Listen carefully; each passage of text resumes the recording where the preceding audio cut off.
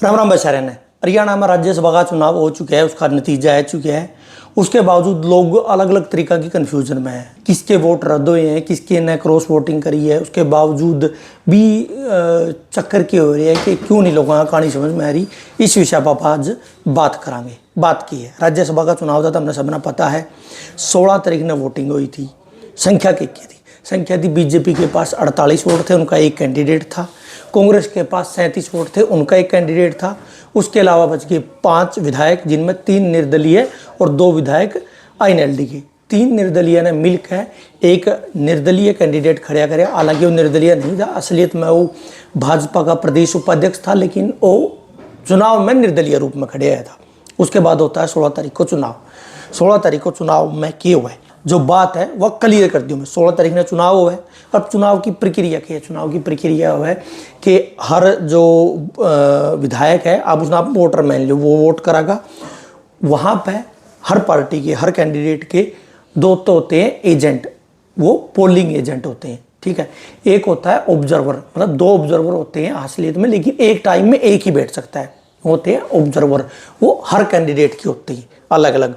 Observer का काम क्या होता है? ऑब्जर्वर का काम होता है कि जो भी विधायक, जो भी वोटर वोट कर रहा है, उसे अपनी पार्टी की, चाहे वो निर्दलीय है तो निर्दलीय के, अगर वो किसी पार्टी का है तो उस पार्टी के, उसको अपना वोट उसको चुपचाप करके, मतलब एक तरीका था मैं बताऊं उतरता है तो उसको ऐसे उसको अपना वोट दिखाना पड़ता है कि वो किसे वोट कर रहा है। 1 2 3 जितने कैंडिडेट होते हैं उसके हिसाब से। लेकिन जो ऑब्जर्वर है वो सिर्फ उसका वोट देख सकता है कि इसने किसको वोट किया है। ना तो वो उसको वोट करने से रोक सकता, ना उसकी तरफ कोई इशारा कर सकता, ना उसे कुछ बोल सकता। वो कुछ भी नहीं कर सकता, वो सिर्फ देख सकता है कि ये किसे वोट कर रहा है।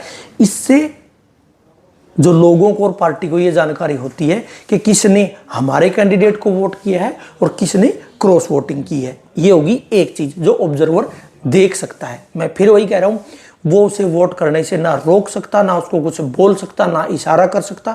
वो सिर्फ और सिर्फ उसे देख सकता है कि वो किसको वोट कर रहा है। ये हो गया ऑब्जर्वर का काम।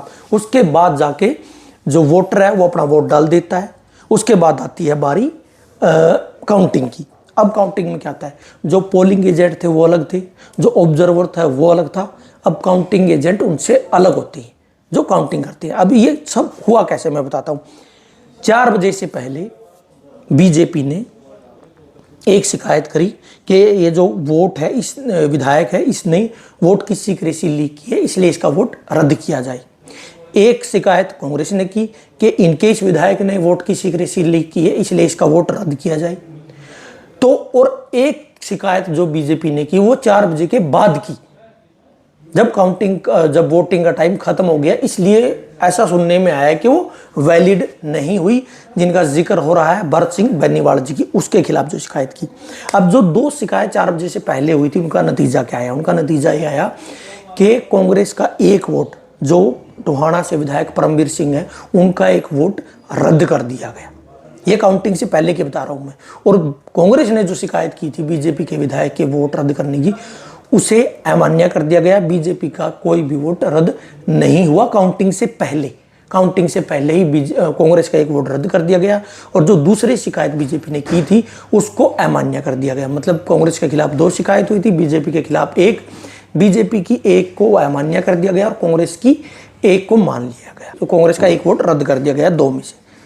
अब उसके बाद शुरू होती है, उसके बाद क्या होना चाहिए था? उसके बाद काउंटिंग होनी चाहिए थी। लेकिन जो शिकायत 4 बजे के बाद हुई थी उसको लेकर माथापच्ची चलती रही। 4 बजे के बाद जो वोटिंग की काउंटिंग की प्रक्रिया, वो ना 5 होती, ना 6 होती, ना 7 8 9 10 11 12 बजे तक काउंटिंग नहीं होती। रात के बोल रहा हूँ मैं। उसके बाद काउंटिंग शुरू होती है, जब ये सारी जो मथापच्ची है वो क्लियर होली कि नहीं होगा नहीं होगा। उसके बाद काउंटिंग शुरू होती है, तो उसमें भी ये देखा जाता है कि किसका वोट रद्द किया जा रहा है। उसके बाद जो असली बात आती है, जो आती है ना भाई, किस किस के वोट कैंसिल हुए हैं। तो सुनने में आया है कि 1 वोट बीजेपी का कैंसिल हुआ है और 4 या 5 वोट कांग्रेस के कैंसिल हुए हैं। 1 वोट पहले ही कैंसिल हो चुका था, जो सरदार परमवीर सिंह का। उसके अलावा 4-5 वोट कैंसिल किए हुए हैं। अब वो एक्चुअल में उनमें कोई गलती थी या जिसकी मतलब जिनका जोर चल रहा है उनने जानबूझकर रद्द किए गए हैं, यूं जांच का विषय है।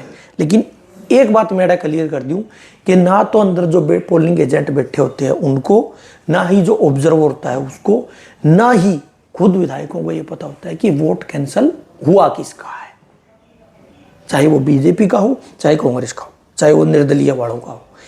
ये जानकारी सिर्फ आरओ को होती है कि वोट कैंसिल हुआ किसका है, क्योंकि वोट के ऊपर किसी विधायक का नाम नहीं होता, उसके ऊपर होता है एक सीरियल नंबर, और कौन सा सीरियल नंबर का वोट किसका है इसकी जानकारी सिर्फ आरओ को होती है काउंटिंग के दौरान। सरदार परमवीर सिंह का इसलिए पता है कि उसका कैंसिल हुआ था क्योंकि उसकी जो वोट है वो काउंटिंग से पहले ही अलग रख दी गई थी। समझ रहे आप, उसकी वोट काउंटिंग से पहले ही अलग रख दी गई थी, इसलिए उसका पता है कि इसका वोट रद्द हुआ है। उसके अलावा जिनके वोट रद्द हुए हैं वो बोल रहे हैं ना कि भाई इनका नाम सार्वजनिक करो, इनका नाम सार्वजनिक करो, वो इसलिए नाम सार्वजनिक नहीं है क्योंकि उनकी जानकारी ही नहीं है कि किसका वोट रद्द हुआ है। कुछ लोग इस जानकारी के अभाव में अलग अलग तरीका की फेक न्यूज फैलाने लग रही है या किसी ने क्रिटिसाइज करने लग रही है।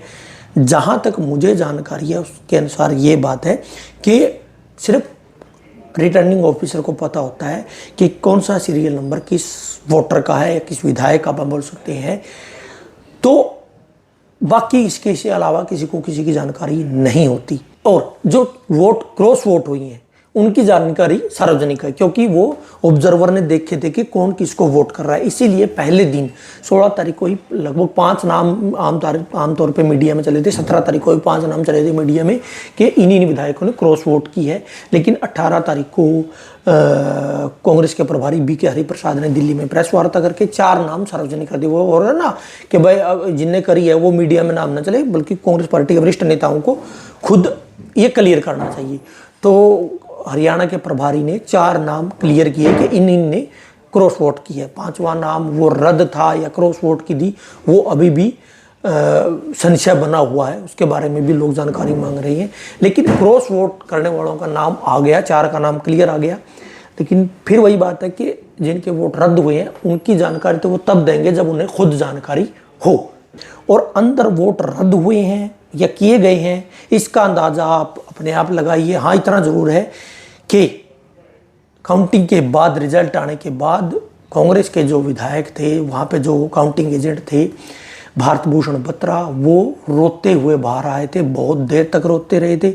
अब उनके रोने के पीछे का आप कारण अंदाजा लगा सकते हैं कि अंदर किस कदर की मतलब धक्केशाही हुई होगी कि इतने वरिष्ठ विधायक रोते हुए बाहर आए थे और भरी विधानसभा मतलब जो वहाँ का परिसर था वहाँ पे वो रो रहे थे। ये है असलियत। इसके अलावा अगर आपको इससे इतर कोई जानकारी है तो आप हमें कमेंट में ज़रूर बताएं। राम राम आचार्य।